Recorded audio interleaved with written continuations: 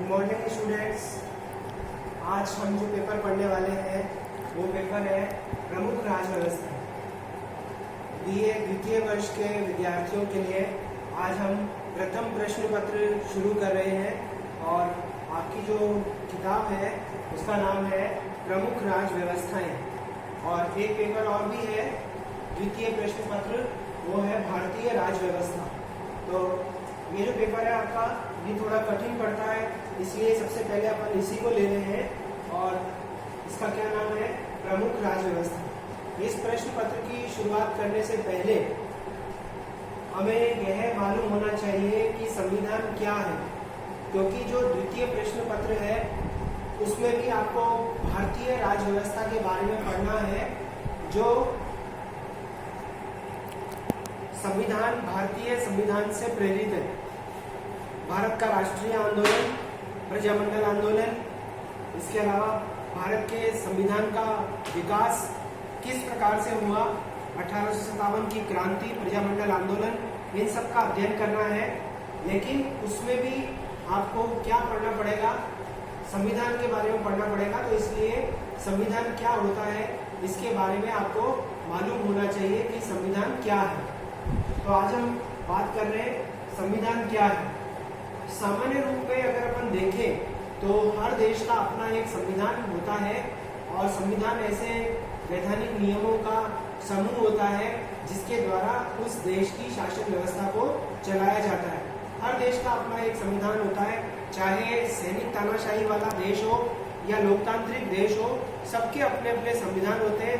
फर्क सिर्फ इतना सा होता है कि तानाशाही वाले देशों में संविधान उस अकेले तानाशाह की मर्जी का परिणाम होता है, जबकि लोकतांत्रिक देशों में संविधान जो है वो इस तरह से नहीं बनते हैं। संविधान को बनाने के लिए संविधान सभाएं होती है और वो संविधान सभाएं क्या करती है, संविधान का निर्माण करती हैं, फिर उन्हें सामूहिक रूप से या सामूहिक स्वीकृति से लागू किया जाता है। स्विट्जरलैंड जैसे देश में तो जनता जो है वो खुद ही संविधान का निर्माण करती है, उस पर अपनी सहमति देती है।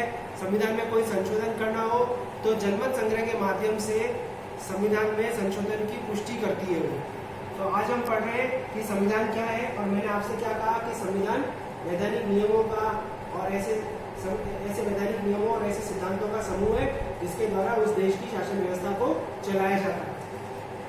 अरस्तु इस संबंध में कहता है कि संविधान क्या है, राज्य द्वारा अपनाई गई जीवन पद्धति है। अरस्तु ने क्या कहा कि संविधान राज्य द्वारा अपनाई गई जीवन पद्धति है। अब राज्य की जीवन पद्धति क्या है, संविधान है जिसके आधार पर राज्य को अपने आप को चलाना है, और राज्य को चलाने का साधन क्या है, सरकार। तो अरस्तु क्या कहता है कि संविधान क्या है, राज्य द्वारा अपनाई गई जीवन पद्धति है जिसका पालन वो जीवन भर करता रहता है। और राज्य को चलाने वाली कौन है, सरकार। और सरकार किसके आधार पर चलती है, संविधान के आधार पर चलती है। और संविधान क्या है, वैधानिक नियमों और सिद्धांतों का समूह है। या हम कह सकते हैं कि संविधान जो है वो क्या है, वहां की जनता की भावनाओं का प्रतीक है संविधान। दूसरे जो विचारक है लॉर्ड ब्राइस, वे क्या कहते हैं कि संविधान निश्चित नियमों का एक ऐसा संग्रह है जिससे सरकार की कार्यविधि का पता चलता है और उसके क्रियाकलापों का पता चलता है। संविधान क्या है, निश्चित नियमों का एक ऐसा संग्रह है जिससे सरकार की कार्यविधि और उसके क्रियाकलापों का पता चलता है। तो ये भी स्पष्ट है, इसमें भी क्या बताया गया कि संविधान नियमों का एक समूह होता है। उन नियमों के आधार पर सरकार क्या करती है, कार्य करती है और उसके क्रियाकलापों का पता चलता है। इसके बाद जो तीसरी परिभाषा यहाँ मैंने लिखी है वो है गिलक्राइस्ट। गिलक्राइस्ट ने क्या लिखा है कि संविधान लिखित अलिखित, संविधान क्या है, लिखित अलिखित नियमों और कानूनों का समूह है। संविधान क्या है, लिखित अलिखित नियमों और कानूनों का समूह है जिनसे सरकार के संगठन का पता चलता है, शक्तियों का सरकार के अंगों में वितरण किस प्रकार से होता है, सरकार के अंगों में शक्तियों का वितरण किस तरह से होता है और वो अपनी शक्तियों का प्रयोग किस प्रकार से करती है, उसके कौन से सिद्धांत है, इसका पता किससे चलता है, संविधान से पता चलता है। तो गिलक्राइस्ट ने क्या परिभाषा दी कि लिखित अलिखित नियमों और कानूनों का समूह है संविधान। एक ऐसा समूह है जिनसे सरकार के संगठन का, शक्तियों का, उसकी शक्तियों का, सरकार के अंगों का, सरकार के अंगों में शक्तियां किस अनुपात में बटी हुई है और वो शक्तियों का प्रयोग किस प्रकार से करती है, इसका पता किससे चलता है? संविधान से चलता है। तो गिलक्राइस्ट हो, लॉर्ड राइस हो, अरस्तू हो, इन सभी ने क्या माना? संविधान को वैधानिक नियमों का समूह माना और ये कहा कि राज्य की जो सरकार होती है या जो शासन व्यवस्था होती है या जो प्रशासन होता है वो किसके माध्यम से चलता है? संविधान के माध्यम से होता है।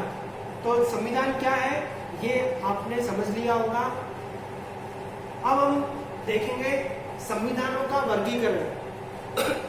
संविधानों का वर्गीकरण किस आधार पर किया गया? उत्पत्ति के आधार पर, प्रथाओं और कानूनों के आधार पर, उत्पत्ति के आधार पर, प्रथाओं और कानूनों के आधार पर और परिवर्तनशीलता के आधार पर। परिवर्तनशीलता के आधार पर, उत्पत्ति के आधार पर, प्रथाओं और कानूनों के आधार पर और परिवर्तनशीलता के आधार पर संविधानों का वर्गीकरण किया गया। अब देखिए कैसे वर्गीकरण किया गया। उत्पत्ति के आधार पर इसमें दो प्रकार के संविधान बताए गए, विकसित और निर्मित। प्रथाओं और कानूनों के आधार पर दो प्रकार के संविधान आते हैं, लिखित और अलिखित। और तीसरा परिवर्तनशीलता का जो आधार बताया गया उसके आधार पर संविधान कैसे होते हैं? लचीले और कठोर होते हैं। तो अब हम इसके वर्गीकरण को स्पष्ट करेंगे। उत्पत्ति के आधार पर विकसित और निर्मित दो प्रकार के संविधान बताए गए। विकसित संविधान एक ऐसा संविधान होता है जिसका क्या हुआ होता है? विकास हुआ होता है। ब्रिटेन के संविधान के संबंध में कहा गया है कि ब्रिटेन का संविधान विकास का परिणाम है। ब्रिटेन का संविधान विकास का परिणाम है, अर्थात ब्रिटेन का संविधान क्या है? विकसित संविधान है। और निर्मित संविधान का मतलब क्या होता है? कि निर्मित संविधान एक ऐसा संविधान होता है जिसका निर्माण एक संविधान सभा के द्वारा किया गया होता है। एक निश्चित समय में व्यक्तियों के समूह के द्वारा जो कानून के विशेषज्ञ थे उन्होंने क्या किया?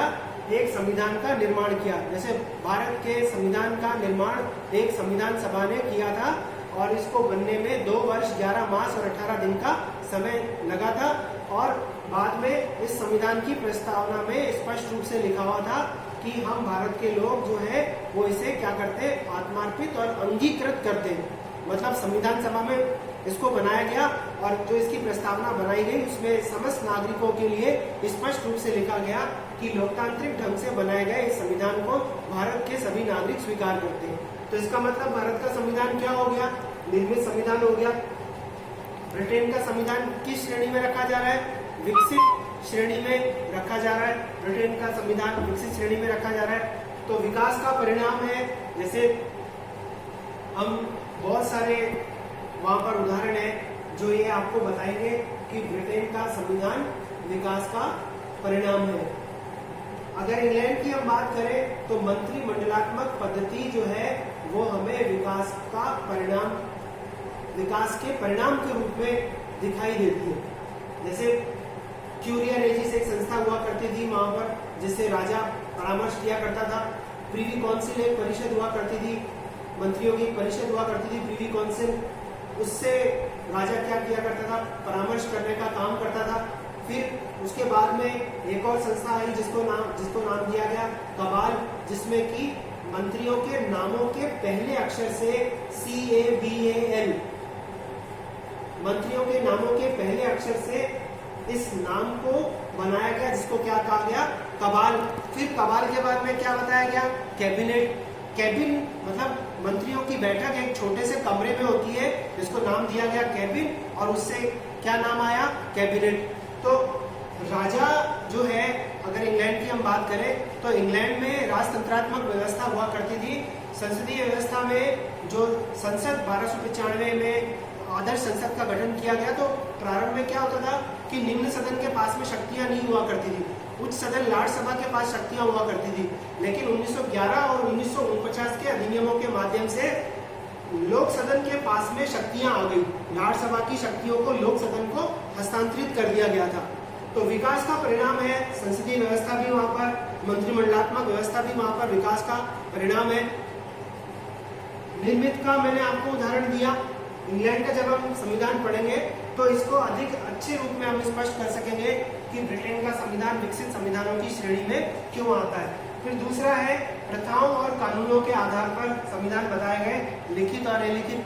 ब्रिटिश संविधान किस श्रेणी में रखा जाता है? अलिखित संविधानों की श्रेणी में। हालांकि ऐसा नहीं कि पूरा का पूरा ब्रिटिश संविधान अलिखित हो, बल्कि कुछ भाग इसका लिखा हुआ भी है, जैसे 1215 का मैग्ना कार्टा, 1628 की अधिकारों की याचिका, इसके अलावा 1911 और 1949 का संसदीय अधिनियम, 1937 का राजाओं के राजमुकुट अधिनियम 1937। तो कुछ अंश उसका क्या है, लिखा हुआ है। तो बाकी जो अंश है वो अलिखित है।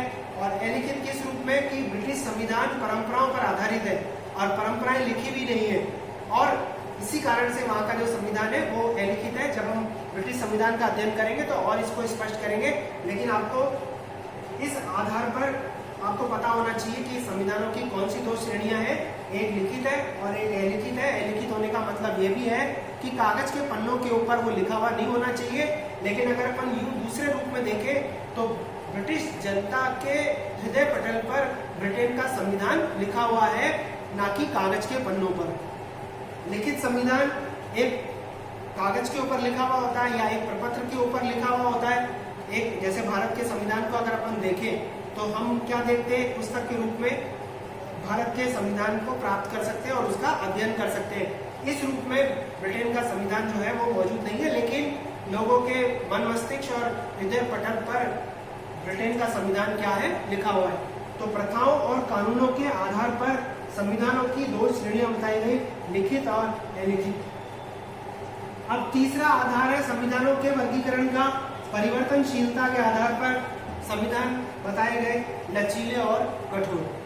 लचीले और कठोर परिवर्तनशीलता के आधार पर संविधानों को वर्गीकृत बताया गया, लचीला और कठोर। तो लचीले मतलब फ्लेक्सिबिलिटी, संविधान को परिवर्तित करने के संबंध में अगर कठोर प्रक्रिया को अपनाया गया है या सामान्य कानून को बनाने की प्रक्रिया से अलग संविधान में संशोधन करने की प्रक्रिया को बनाया गया है, तो वह संविधान कठोर कानून की श्रेणी में रखा जाता है। लेकिन अगर सामान्य रूप से कानून को बनाने की जो प्रक्रिया होती है और संविधान में संशोधन करने की जो प्रक्रिया होती है, अगर वो दोनों समान है तो ऐसा संविधान क्या होता है, लचीला होता है और आराम से उसके नियमों में या उसके उपबंधों में, उसके अनुच्छेदों में आराम से परिवर्तन किया जा सकता है। तो इस आधार पर ब्रिटेन का संविधान लचीले संविधान की श्रेणी में भी रखा जा सकता है और कठोर संविधान की श्रेणी में रखा जा सकता है। भारत का जो संविधान है वो लचीला भी है और कठोर भी है, ठीक वैसे ही जैसे ब्रिटिश संविधान लचीला भी है और कठोर भी है। लचीला इस रूप में कि सामान्य कानून को बनाने की जो प्रक्रिया है वही संविधान में संशोधन करने की प्रक्रिया है, लेकिन चूंकि परंपराओं पर ब्रिटेन का संविधान आधारित है और परंपराओं को आसानी से बदला नहीं जा सकता, तो उस रूप में संविधान में भी आसानी से परिवर्तन नहीं हो सकता। तो ऊपर से देखने पर तो हमें क्या लगता है कि यह लचीला है, लेकिन व्यवहार में वो क्या है, कठोर है।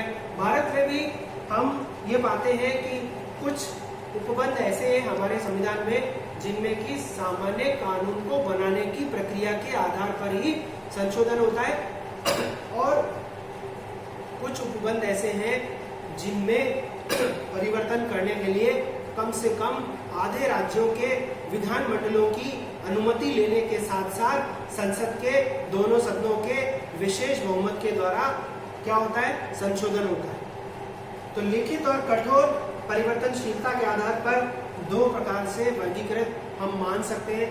वर्गीकरण में हमने क्या देखा, उत्पत्ति के आधार पर संविधानों की दो कौन सी श्रेणियां हैं, विकसित और निर्मित। प्रथाओं और कानूनों के आधार पर संविधान की दो श्रेणियां कौन सी हैं, लिखित और अलिखित। और परिवर्तनशीलता के आधार पर लचीले और कठोर के रूप में हम संविधानों का वर्गीकरण करते हैं। तो आज हमने सिर्फ क्या देखा है कि संविधान क्या है, प्रमुख विद्वानों ने कौन कौन सी परिभाषाएं दी हैं और संविधानों का वर्गीकरण किस आधार पर किया गया है, और कल हम इसके आगे अध्ययन करेंगे।